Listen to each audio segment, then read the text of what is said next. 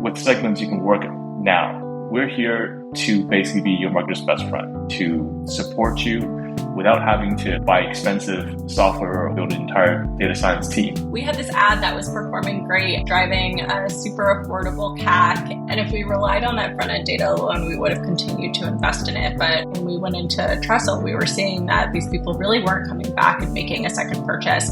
They didn't have a high likelihood of being able to be cross-selled. If we're only optimizing towards getting people in the door, that would be one thing and we could continue to invest there. But if we're looking at the longer picture of our customer, we're actually willing to invest in products that might have a higher customer acquisition cost, but also produce quality customers that come back over time and have a higher LTV. And Segments makes it really easy to see those data points.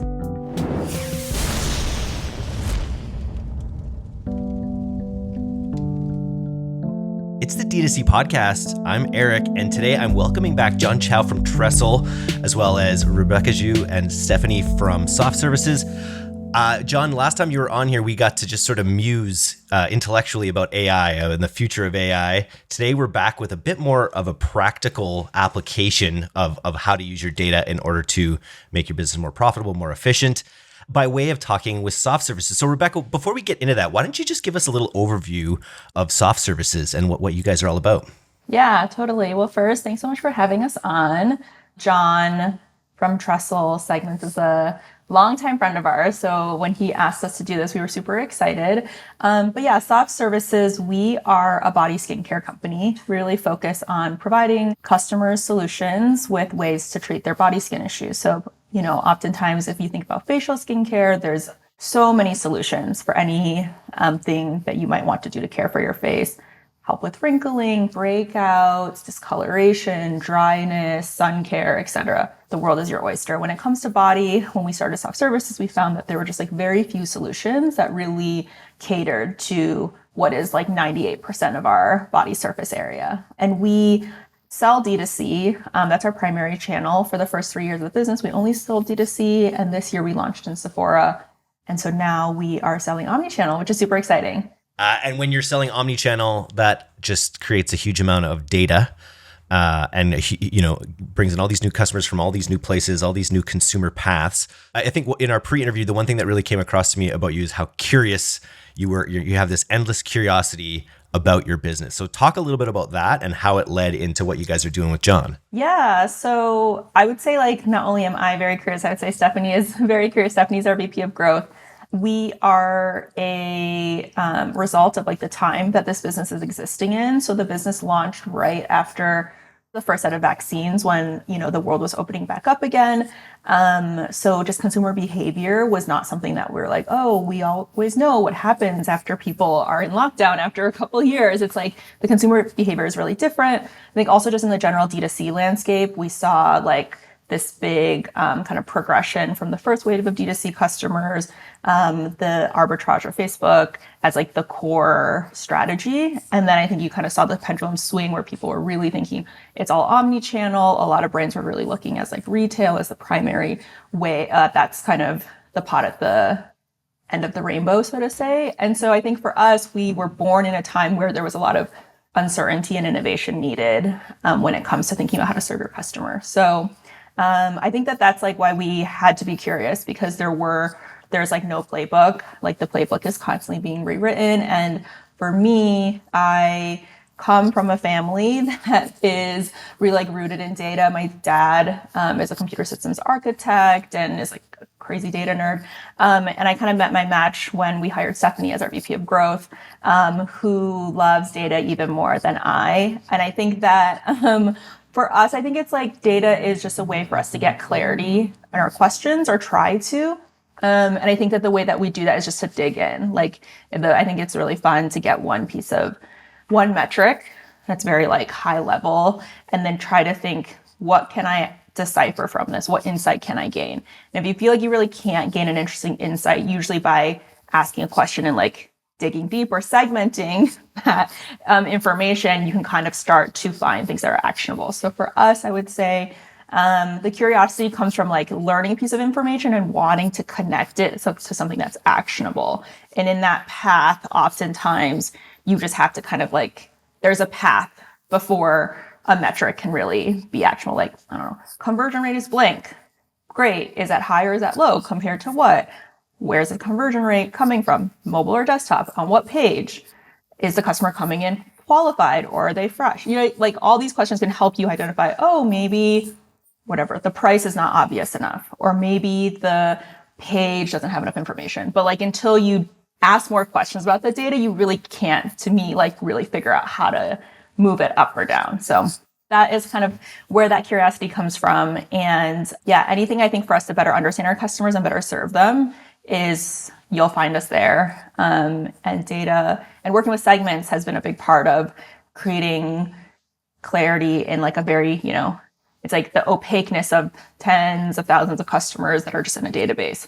Who are they? We don't get to see their faces because we're in D2C. So that this gives us a lot more concrete information about what they're doing, why they're here, what they love, what they don't.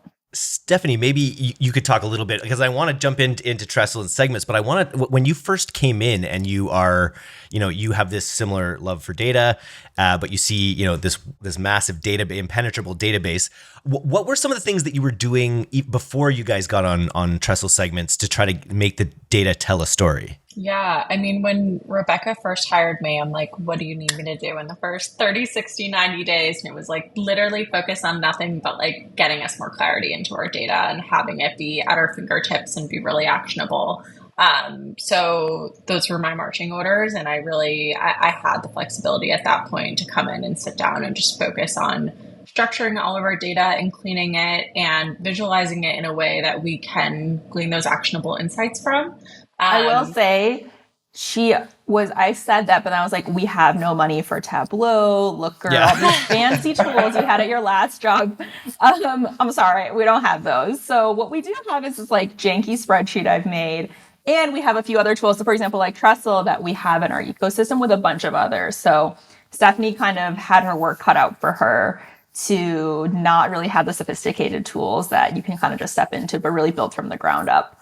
What did that stack look like for us? But I will say that being on Shopify gives us so much access to this data, which is nice because I've also worked in companies where, you know, we have a homegrown OMS and you need a data warehouse developer to query all of these things out for you. And it can be pulling teeth to get data. So to be able to have, you know, one, what I built, but two, then also have something like Trestle to just like hop in and cut the data any which way is really, really nice. So yes, we didn't have all the fancy tools. We have some fancy tools. And then I did some work to get us some semi-fancy tools for absolutely $0. But yeah, I mean, we built out kind of like I like to call it like a jerry-rig BI system. It's basically like it's all run on sheets, but it has all of the data from all of our platforms that we really need to look at day to day, week to week, month to month. And looking at that and all of the breakdowns that is helpful to us. So understanding how are new customers behaving, how are repeat customers behaving, how are they coming in and out of our ecosystem, where are they coming from, what are they doing, what are they buying. So that's kind of everything that we've set up in our BI dashboard today. And then Trestle sits separate from that. So that's something that maybe I don't look at every day, but when I need it on a weekly or monthly basis, or we're working on a campaign where we're like, we want to personalize these segments, we want to push them to X, Y, and Z platforms, we can do that really, really easily, which is nice. But then we've also just built out so many reports that are not specific to segments, but are run by John and his team that have given us so much insight into the business. I can talk about plenty of those instances. Yeah, well, I think that's what's maybe most interesting to listeners. Yeah. I think is just getting a really concrete sense of like what the data and this level of segmentation allows you to do. I talk all the time on the podcast with the ways that data can lie to you. If you don't look at it at the right granularity or the right depth of focus, it can be telling you totally the wrong story because it's taking Absolutely. some from another column or whatever, right? How do you think about it? And I think like a really good example of that is one that we kind of started moving in one direction. And then when we got into segments and really dug into the data, we were like, wait, that's actually not the right direction. And the data was lying to us. So the data was telling us that like we had this ad that was performing great and it was driving a super affordable CAC and all things were looking good. And if we relied on that front end data alone, we would have continued to invest in it. But over time, when we went into Trestle, we were seeing that these people really weren't coming back and making a second purchase. They didn't have a high likelihood of being able to be cross-sold. Those were things that as we kind of backed in what our investments were versus what this customer's LTV was, it really didn't make sense for us. So to kind of keep it short, it's like if we're only optimizing towards like getting people in the door, that would be one thing and we could continue to invest there. But if we're looking at the longer picture of our customer, we're actually willing to invest in products that might have a higher customer acquisition cost, but also produce quality customers that come back over time and have a higher LTV. That's one thing that I think if you're only looking at that front end data, the data is going to kind of lie to you. And you really need to look at the full breadth of everything to be like, is this actually the right investment decision? Would I rather pay maybe like double the CAC for another product where people are coming back every month or people are branching out and buying new things? And Segments makes it really easy to see those data points. Very cool. What are some ways that Segments has satisfied your curiosity there, Rebecca? There's way too many, I feel like, to even say. But John and I spoke, like, it was actually before Stephanie even came to Soft Services, where I think in a small organization like ours, we are currently under 10 people. At this time, I think we were under 5 and we were using Segments. It's like your time and resource scarce all the time. So when it comes to data, a lot of my questions, I'm like, is this a question that's even worth looking for an answer for? And if we didn't have a solution and partner like Segments, we wouldn't have been able to dig into any of those questions. And so I think that like the idea that like wake up, in the morning and be like, I wonder if this customer that got this is retaining more than this customer. It's like, oh, cool. We can just run that really quick. There's not a huge investment and realize like, this is not the right path to go down. Let's back up. Or, oh, actually there's something really interesting here. And actually this is uncovering a piece of information that I want to dig in another step even further. So I think the ease and like agility that we can answer our questions with Trestles, I think is really interesting. I was actually going to say, so Stephanie's background is in growth. Her role at Soft Services encompasses a lot more than just pure acquisition, which is what she was doing at her last role. But I think that what we get to do here is really take that kind of, that almost like full cycle that someone who works in acquisition works in and apply it to different parts of the business. So I think when you are working in acquisition, at least in modern days, you're looking to put out lots of different types of ideas or pieces of creative. Then you have an algorithm that's putting them out to lots of different people. The algorithm has lots of questions it's answering, like, is this type of person more likely to buy than this type of person, right? But we're kind of talking about Facebook's algorithm, which can ask infinite questions with without any limits. And then through that, it's narrowing in on the things that are most efficient. And I think that is kind of almost a similar approach that we're able to apply to a lot wider set of initiatives at Soft Services. From a retention perspective, I think we've been able to be really smart with what we're doing with retention. I think retention oftentimes feels like it's less costly, right? Because you're not paying money every single time you're serving an ad. But at the same time, for us, it's like, not only do we have to invest resources internally for all the retention efforts we're doing, like email, and we do like very in-depth, meaty email marketing. So there is a lot of investment in every email we send. On the other side, we're also a resource that we think a lot about is like our customers' attention and engagement. We don't want to be sending them something that is not compelling to them. And there's only so many times you can email a customer where you send them something they're not interested in, that they're like, this brand is probably something that I don't need to engage with, unsubscribe, stop opening the email. So I think a lot of the work that we do at Trestle is to think about how do we really optimize our marketing, even the stuff that's not optimized by a crazy algorithm on the background from Meta, but still like have that same approach. And so when we look at the types of messages we send out, those are oftentimes categorized or there's different concepts that we think about. We then look at what types of audiences do these messages connect with. From that, then we zero in on that strategy, or that gives us ideas on, like this audience responded better to this type of email versus this this type of email. Let's try this in our next approach, right? But like that kind of iterative approach that allows you to constantly put out ideas, see what get that really strong feedback mechanism, which happens in acquisition. Like you can't really force a bad idea to spend money on Facebook. From a retention side on our, you can just like be blasting people, I guess, all the time with communication that they're not really interested in. The open rate, I guess, will go down. But besides that, there's not that much more that you can really figure out. Like, how could I get this open rate up? So yeah, I think that's something that we've done a lot of.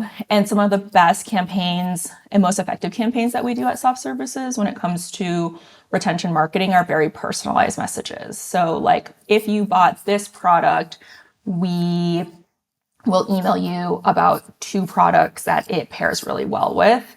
And we sometimes are emailing a segment that's like a couple hundred people. But if like a couple hundred people are opening the email at, a really high open rate and converting at a really high rate, then that's way better than emailing tens of thousands, hundreds of thousands of people to get like, once you look at the funnel, it's like you're losing so many by the end. It's like the same number of people that click the link. If we can send this email to way fewer people and get that same result, that's something that's a win for us. So we think about, like Stephanie and I talk about like revenue per I think guess like email subscriber that was sent an email, and like the higher that is, the better for us. And so the way that we can like get that to go up is by thinking about messages that are more and more relevant to less people. I mean, also like you pay Klaviyo based on the number of people you send emails to. So there's no point in us sending emails to people who don't want us to hear our message. Yeah. It's like just clogging up the internet airwaves. So Google's clamping down on people that are less responsive, or senders that are sending to less responsive people. So there's pressure on all sides to meet people where they're at. And John, I wanted to bring you in the conversation and ask, like 5-10 years ago, how many sub 10 people companies had access or to this level of data? Like what kind of companies were thinking about data at this level, like 5 to 10 years ago? We're talking like Unilever or something, right? Even today, right? Like I think it's just the technology has enabled most companies to be lean, but then also have a lot more access to data through, I would say, like, Shopify obviously has enabled some of these revolution around their data API and then making that possible. But then you also need somebody like us who is really interested in connecting marketers with their data and kind of making that sort of easy and marketing friendly without having to go out and buy expensive data teams or databases, right? Like for, if you pretty much all data talent is like hoarded by tech companies, right? Like high tech companies, large companies, because they can get paid really high salary, and then there's like stock options, all these things, right? But then for 95% of the world, that's not really the case, but they have just as much data and very important data that they can analyze about their customers, learning about their insights, and then using that to then improve the business efficiencies, right? So we wanted to do, right, when we started Trestle, was basically like to help with personalization, to be the marketer's best friend, and create a platform where they can be mostly self-serve and have access to data scientists when they need to, right? And for me, it was really fun to work with Soft Services, mostly because number one, Rebecca is super data driven. She had a lot of good questions. Even in the beginning, she was asking about, hey, like, what about this? The customers who bought this and then do what? Like, there's a bunch of like follow-up questions and stories that she always had, wanted to know.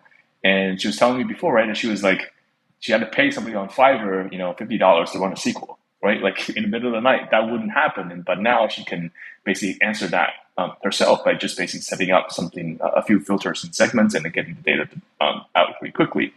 And with Stephanie, it's like, I always say like we met our match, because Stephanie has honestly pushed the platform to its limits. Like she's created probably by far the most segments out of all the customers we've had. Right? She's had like literally hundreds of segments she's created for every single product purchases, details, time ranges, campaigns. Like she has like, she's always constantly giving feedback. Oh, this filter, I need this one, that one didn't work. And so we take all that feedback and start basically like improving this, right? And then until one day we're like, hey, Stephanie, I made an AI version of this filter. Just go and talk to the AI.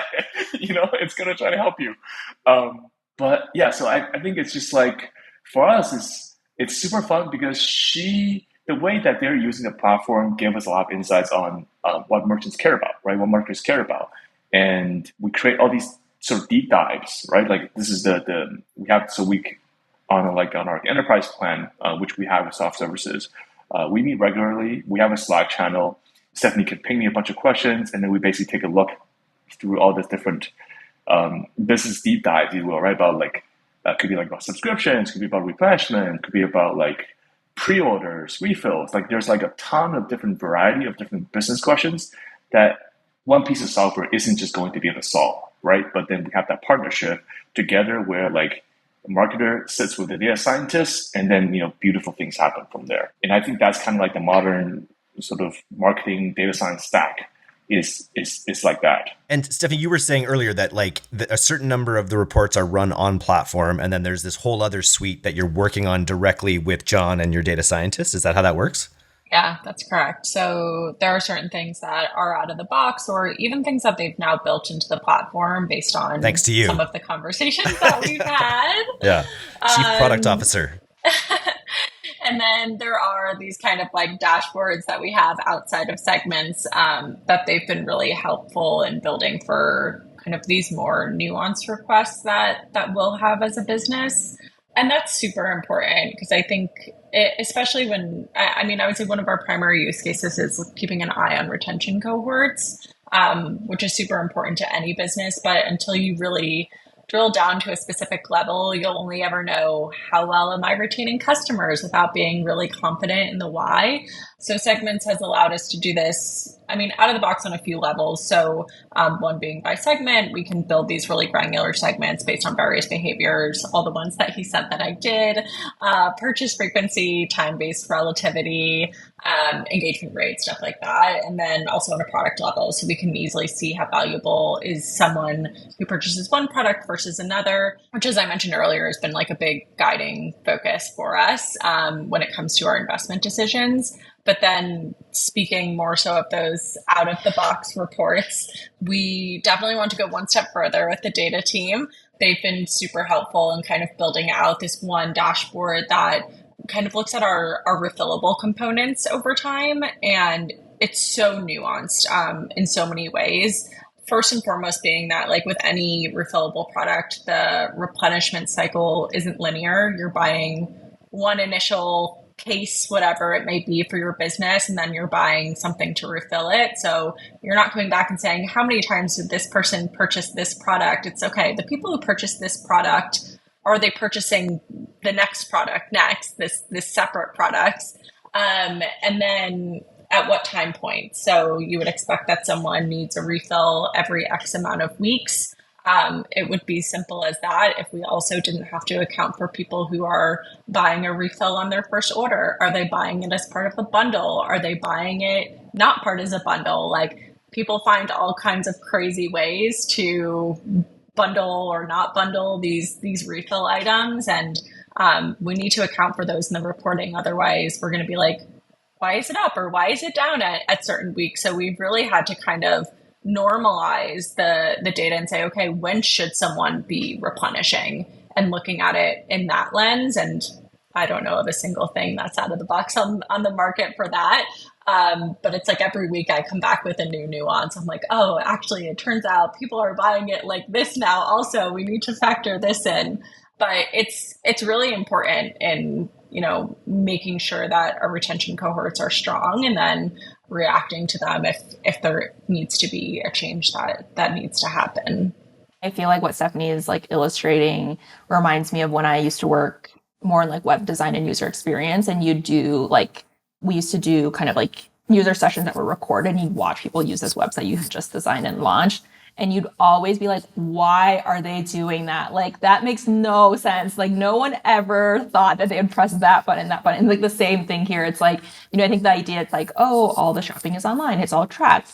It's going to be super easy for us to understand what they do. And it's no, people are very creative. And so people do not act in a uniform way. People don't act in a structured way. If the only way that you can gain insights is from data that follows a very specific pattern, then you're going to lose out on half of the insights or get a completely misconstrued perspective. And that's something that Stephanie was illustrating with our kind of refill systems.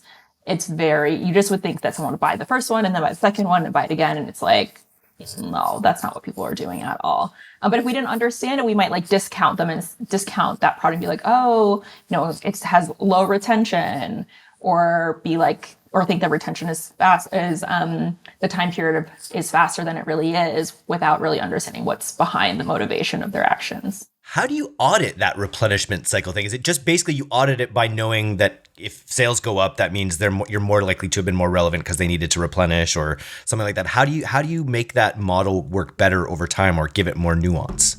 I don't know that we need to give it any more nuance than it has at this point. However, very nuanced. Fair enough. Fair enough. You haven't seen the report. That's right. Yeah. But I mean, there's all different ways of looking at it too, both from like volume, percentage based off of various cohort time points. But I mean, auditing it for us is really like, okay, looking at it being like, oh, replenishment is really, really high in week 1. That doesn't seem right. These people should have, 6 weeks on this product. What is the reasoning for that? And digging in and being like, oh, it's actually they're making 2 products and this is how it's splitting out. So really just like looking for things that look a little off, digging in and making sure that they're right. And then I think it naturally gets more nuanced over time too. Like if we have a promotion, all of a sudden all of the data is going to spike. So making sure that we're accounting for and normalizing those periods as well. I'm sure there's like some data science methodology to express what I'm going to talk about like more eloquently, but I feel like for us, Stephanie is kind of doing 2 important functions in her job, which is one, forecasting. And so when you are the person developing the forecast, you are the one making assumptions on what should be the replenishment percentage at this time frame. So she's then checking what actually happened against her forecast. And because she's doing both things, she's like, wait, I thought I was right on this. Why was I wrong? Right. So it makes you then kind of dig in because you had an opinion. And so I think it's like the scientific method where you have a hypothesis and then you're seeing how the experiment went. And it's like, the experiment is not going as I expected.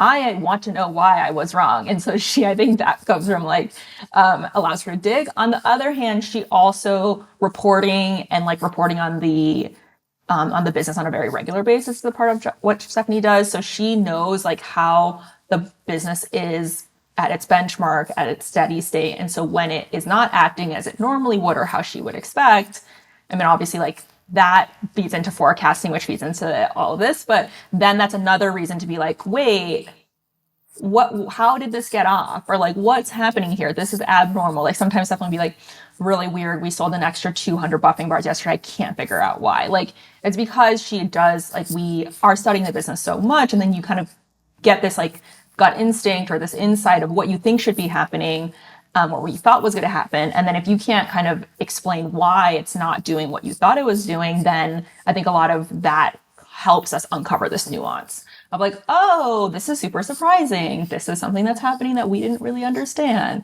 And then that becomes like almost a part of the like more human model that's looking at all this. And then, the next thing happens that's kind of like weird. Didn't expect that either. And then through the data, you can kind of dig and find, oh yeah, these like random, purchases came from blank traffic source, or it was this cohort that purchased it. What happened with them? So on and so forth.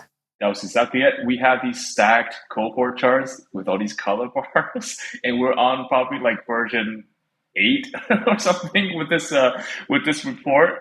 So yeah, it's constant improvement, right? So it's like, we thought, for example, I'm just making stuff up, right? Like let's just say we thought everybody's going to replenish on day 30, right? But then it was off because they had this other configuration, and so we had teased that out, put it in a different bucket, and then it still wasn't lined up correctly. And then there was something else where I thought, oh, they had another configuration they could combo with in this basket, and so it was through multiple iterations and then looking at basically eyeballing, looking at all the replenishment rates. This is what Stephanie was doing. And then we're basically providing her the reporting structure so that she can then basically like test her hypothesis, like what Rebecca was saying, and then dig in like, oh yeah, there's this other thing that they could have done. Oh, we had those pre-orders. Oh, we had those, it was all these things finally combining the business decisions, the insights, and then creating that dashboard. Now we have like a very, should I say, clean view up to now until the next thing, right? Until the next thing comes up. But right now she can then have a very multiple bucketed cohort view of all the replenishment rate, and they're finally lining up. And that's just like, then it's a beautiful thing.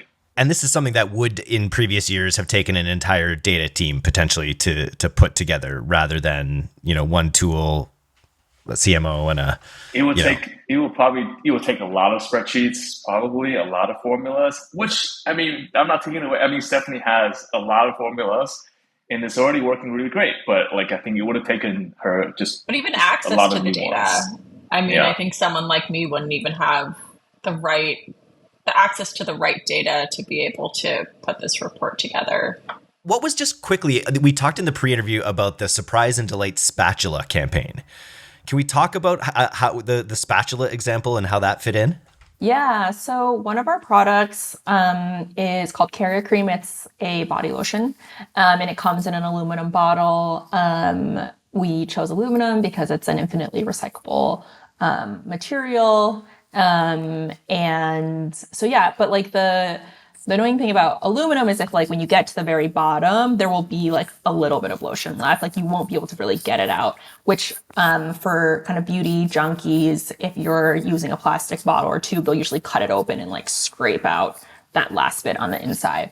And so when we think about like for us, like when we're thinking about a sustainable choice of the packaging, aluminum bottle, like great, super sustainable, but it's not so sustainable that like someone has a bunch of lotion left in the bottom of their product that they can't use and then gets thrown away, right? Like that's not sustainable. So in order to really deliver on that sustainability promise, we decided to mail customers a spatula, which is basically like a silicone spoon that reaches to the bottom of the bottle so they can get out that last drop. And we thought it would be fun to do it as a surprise and delight campaign. So it's not something that customers expect. When they're reaching the end of when we think that they'll be running out for that bottle, around 8 weeks is when they get it in the mail, which also is a nice moment for us to like have another touch point with them. We offer them like, I think like free shipping on their next order, a little like bump to kind of get them to come back. All of this was done really from like a customer centricity perspective of like, we want to like really deliver on our promise to our customer. On the other side though, like it isn't free to mail these spatulas, send them out, have the resources dedicated to doing so. And so actually in the beginning, we decided to just like have us fulfill this from the office. I mean, all of our other orders are filled from a warehouse, but this specifically was like a workflow that we were like, we don't really know if this could be worth it, if people are going to like it. So we're just going to like do it out of our office, do things that are unscalable into, or what is the phrase, like do unscalable things to scale or something like that. Yeah. So we did this campaign. And then we did like an initial flight of it. And I did have the foresight when we did this campaign, we basically like segmented like a subset of people who bought Carrier Cream and basically had a control group and then had another group that we mailed the spatulas to. And when we mailed them, I think this was before we used Trestle actually, but we decided to tag everyone who was getting this mailing in Shopify with like just tag spatula, knowing that like one day we might want to study them.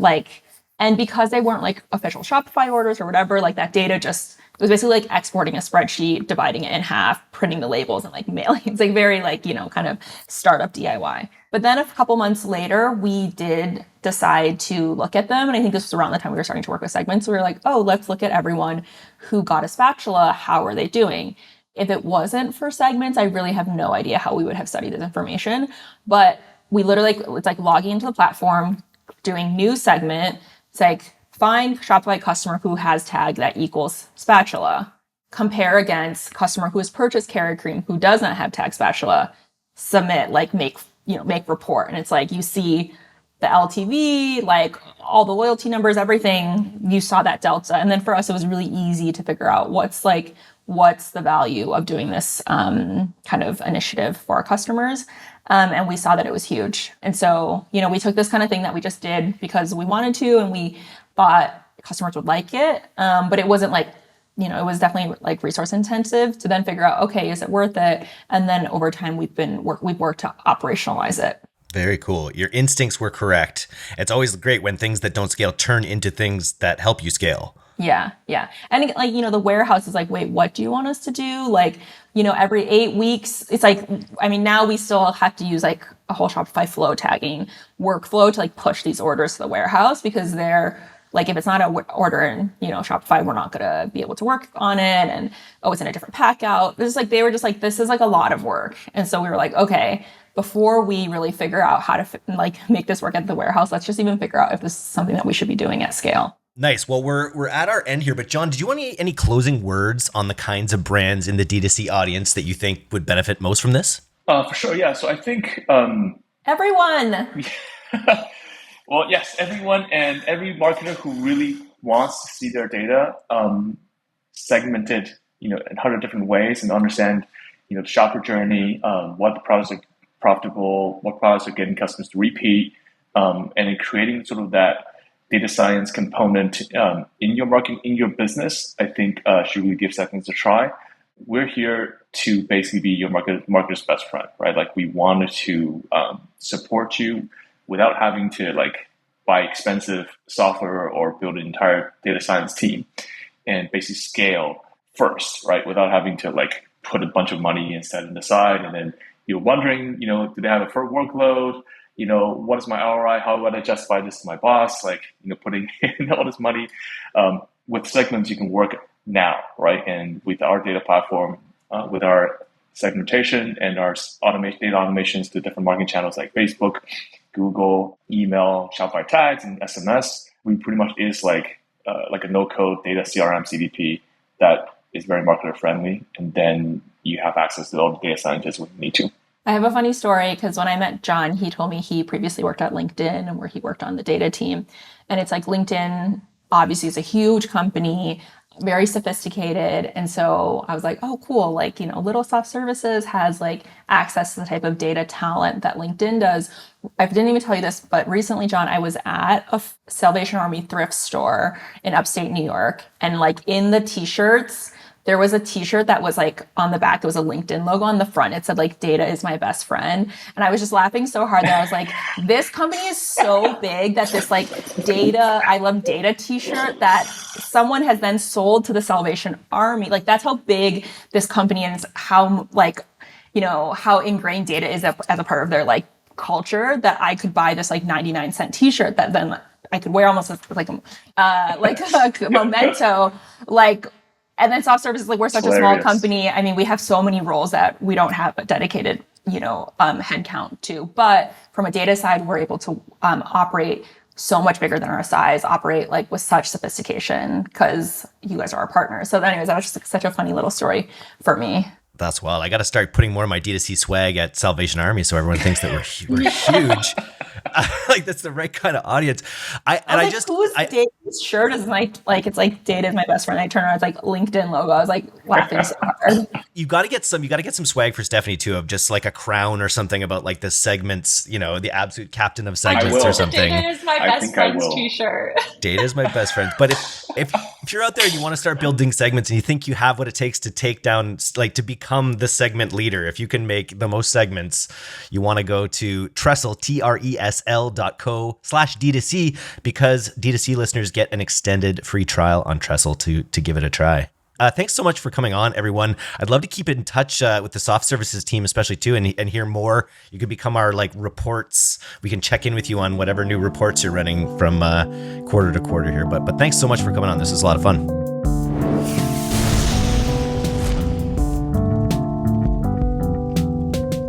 Thanks so much for listening to today's episode. If you're not a subscriber to our newsletter, you can do that right now at directtoconsumer.co. I'm Eric Dick, and this has been the D2C Podcast. We'll see you next time.